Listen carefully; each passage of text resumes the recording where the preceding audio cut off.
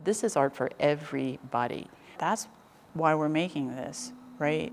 Feed the soul. Yes, to feed the soul.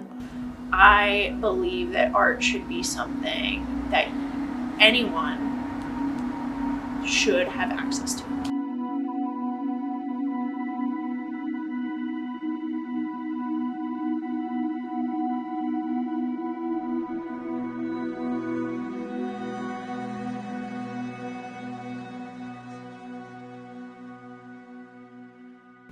In 2019, the Allegheny Regional Asset District announced their Radical Impact Grant to fund forward-thinking projects throughout the region to enhance and uplift our cultural landscape.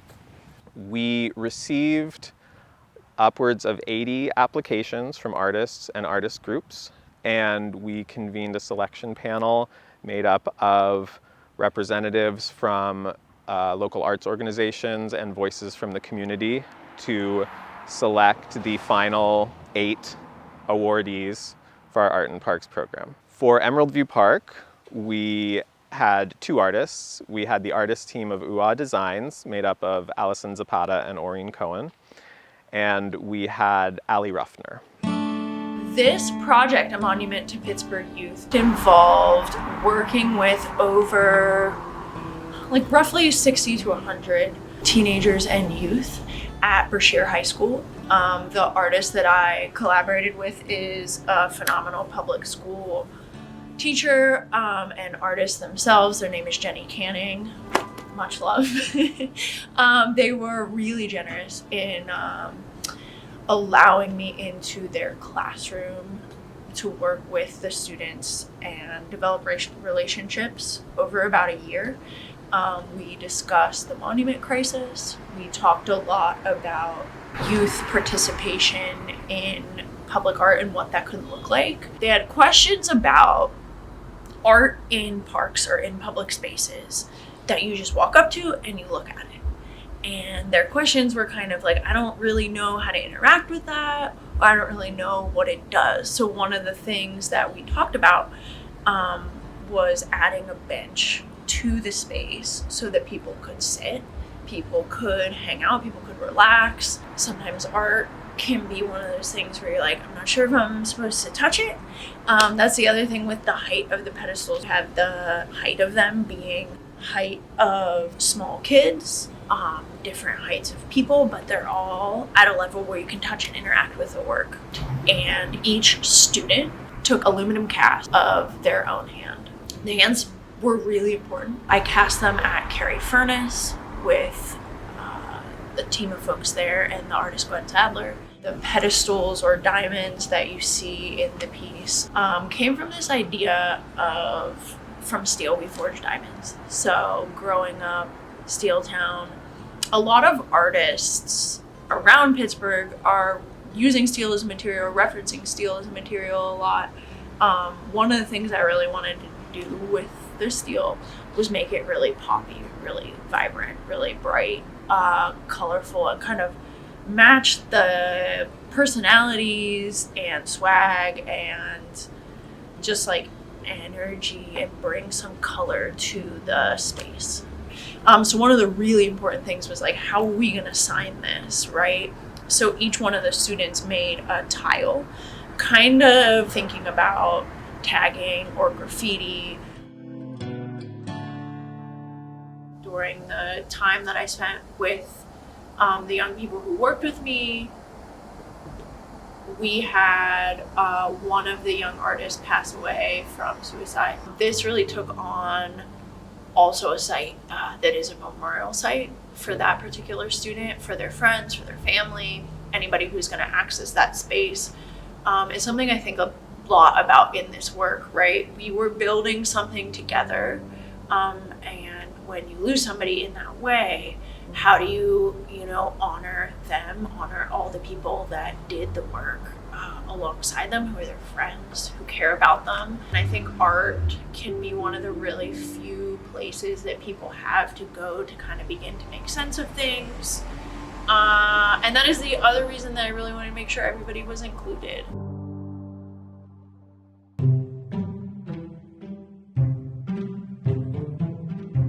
It's been a really interesting process trying to like meld our visions together, and I think that this work really does bring that together in a really elegant way. Creating the designs and having the design get accepted was a pretty intense experience. Because you have so much to consider as far as the meaning behind the piece, the space that it's going to go in, the materials. Is it feasible? And then to put it in front of the Arts Commission and getting their feedback on it. And so that we ended up doing that 3 times.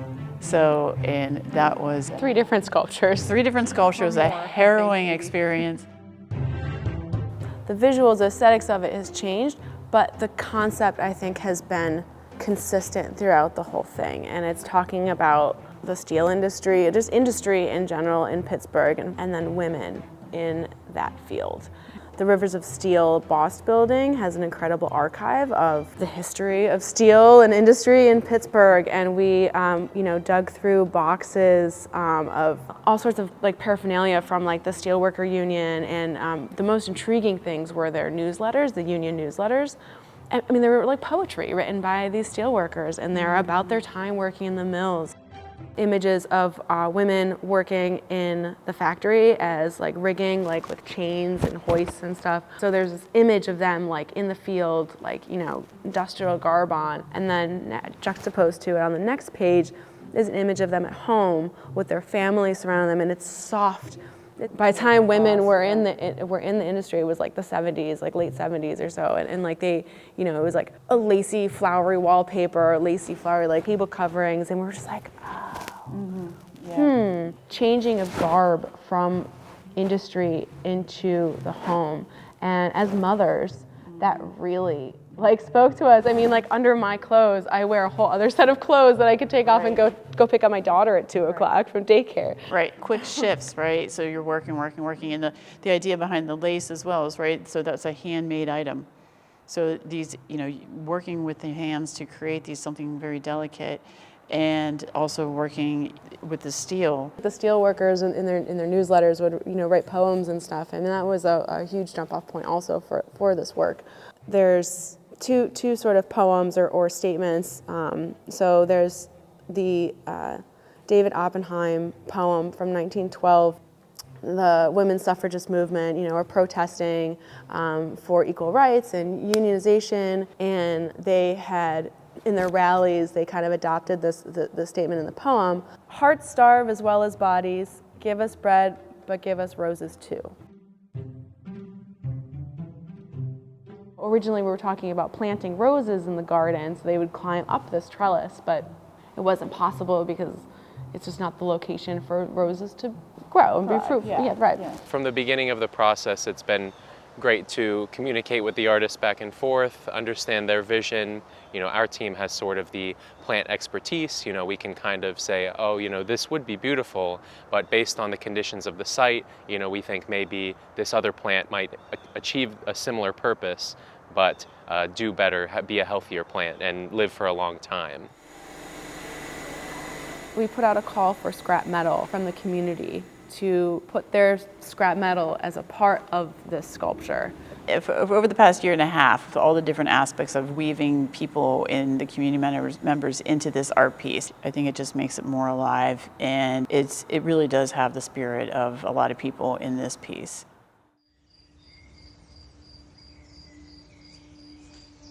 So the history of Emerald View Park, I think, really begins with a group of neighbors, concerned citizens, getting together and thinking about green space protection and wanting to protect green spaces from future development and improve access to green space recreational opportunities.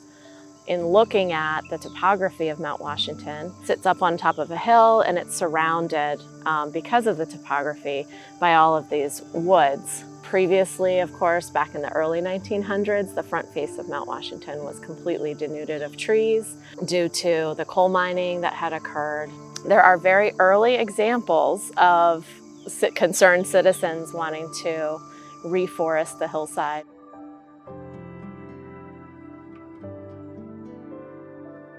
The thing that instigated our involvement in Emerald View Park was that we were turned down for a grant, and the explanation was we really only want to invest in parks that are over 200 acres.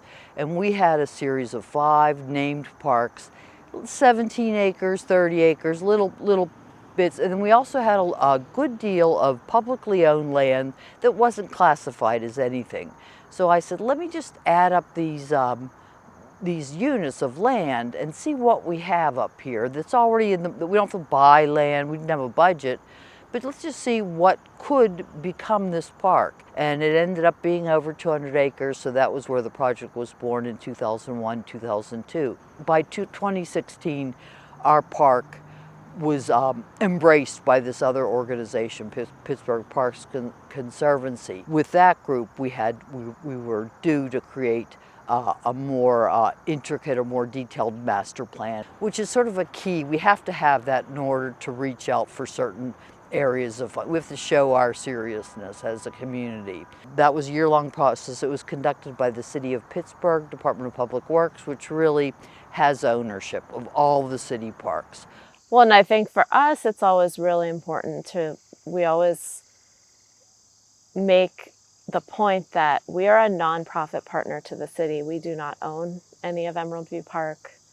We are a partner to the Mount Washington Community Development Corporation. We are a partner to the City of Pittsburgh in bringing projects to life that, we follow that community lead and our partners lead. And we follow the lead of the master plan, which had a really deep, community engagement piece to it.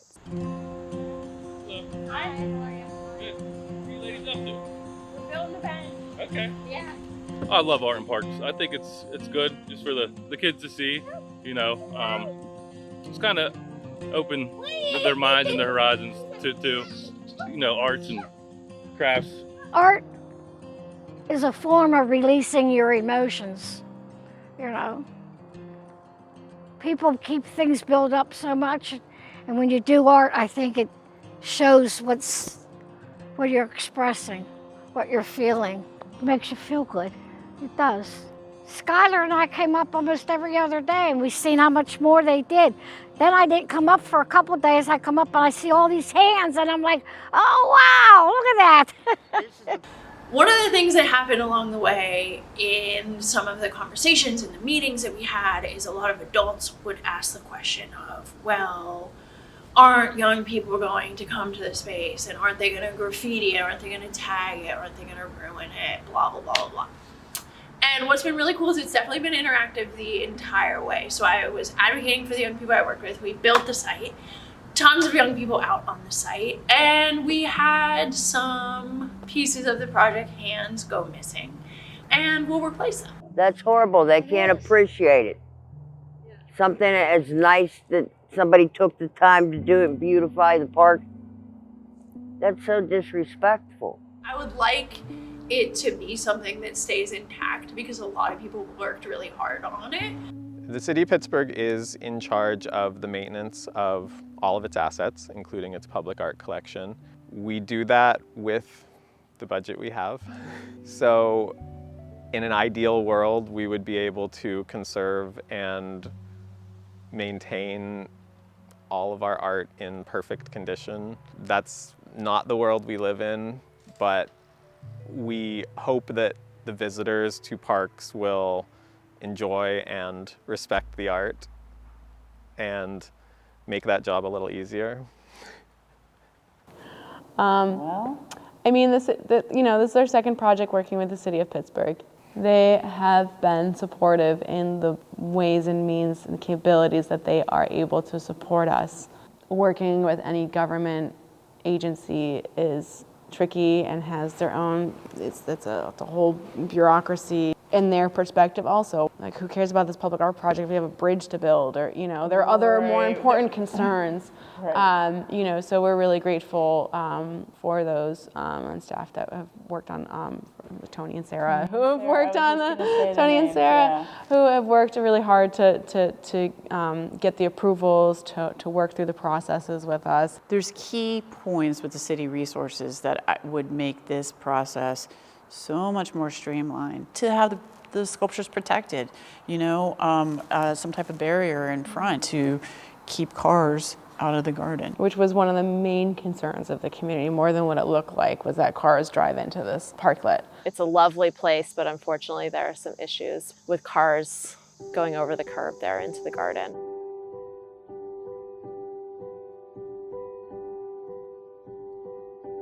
I think art installations can have a really big impact into park spaces. When you can add something that really catches your eye or makes you think deeper about community issue or a wider artistic vision, I think that can really add a lot for community members in their parks. I am 100% with my whole soul into this equity movement whereby everybody's park should have all of the nice amenities, whether it's a pool, whether it's a piece of fine art.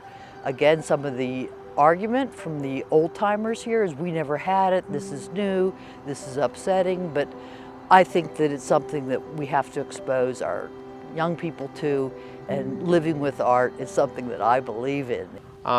We believe that public art is vital to thriving communities. It can be reflective of a community's identity, their values, their stories. It can also bring new ideas into a community. And as such, like any art, people will have differing opinions on it. People have different ideas of what they want to see in the public realm. I think art can both connect people to history, as well as a history of a space or your personal history, as well as kind of bring in like a collective vision of the future. So I think it can do all of those things.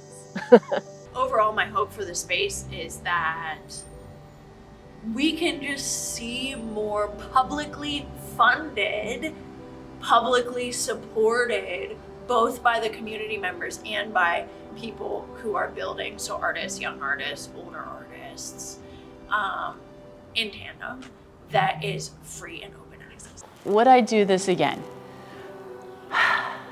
I would do this again with caveats of using what we learned, obviously, to be much more efficient in what we've done. So yeah, I think I would do it again. I feel fulfilled when I do this type of work. To bring my daughter to a sculpture that I made in the park, my 1-year-old daughter, it means so much to me. Other people, not that they built it, but like they can bring their kids there, and it's really something that lasts for generations, and that's really special.